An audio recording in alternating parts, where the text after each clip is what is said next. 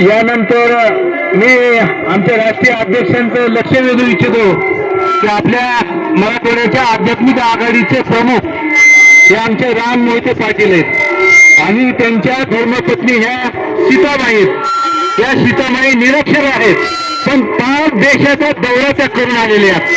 मराठा महासंघाच्या राष्ट्रीय अधिवेशनासाठी त्यांची वाणी आपल्याला फार उपयोगी ठरेल. या सीताबाईच्या तोंडून त्यांचा प्रवास रामचंद्र मुक्तीलाल लाडाचा पाठिंबा मी सीताबाईंना विनंती करतो की आपलं मनोगत व्यक्त करावं. ते यशस्वी उद्योजक आहेत.